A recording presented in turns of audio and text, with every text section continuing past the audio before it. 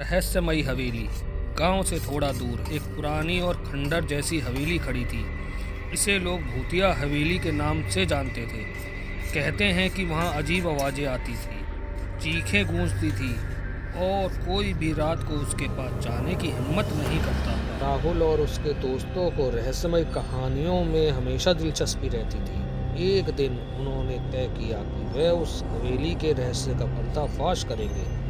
गांव के लोगों ने उन्हें खूब मना किया, पर राहुल का कहना था, भूत प्रेत जैसी चीजें सिर्फ कहानियों में होती हैं, असल जिंदगी में ऐसा कुछ नहीं होता। उस रात चांदनी हल्की थी और पूरा गांव गहरी नींद में था। राहुल, उसकी बहन निशा और उनके दोस्त करण और सिन्नी टॉर्च और कैमरा लेकर हवेली की ओर निकल पड़े।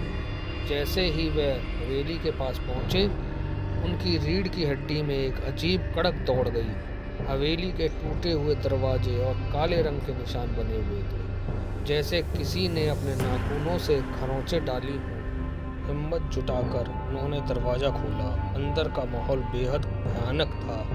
दीवारों पर अजीब तस्वीरें टंगी थीं और फर्श पर सूखे पत्ते और धूल फैली हुई थी। सिम्मी ने कहा, यहाँ किसी के रहने का तो सवाल ही नहीं उठता, ये जगह सच में डरावनी है।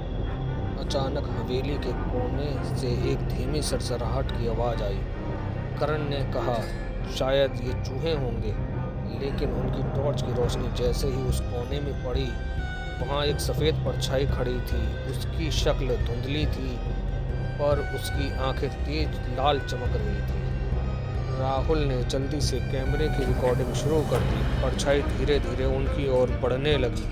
निशा ने डरते हुए कहा, चलो यहाँ से चलते हैं, ये मजाक नहीं है। लेकिन दरवाज़ा जो खुला हुआ था, अचानक जोर से बंद हो गया। वे हवेली के अंदर फंस चुके थे। परछाई के पास आते ही एक डरावनी आवाज़ गूंजी, तुमने यहाँ आने की हिम्मत कैसे की? आवाज़ इतनी डरावनी थी कि सबके चेहरे पर खौफ साफ झलक रहा था। आगे क्या हुआ? क्या राहुल और उसके दोस्त उस हवेली से बाहर निकल पाएंगे, या फिर वह उस भूतिया रहस्य का हिस्सा बन जाएंगे? जानने के लिए देखिए रहस्यमयी हवेली पार्ट 2।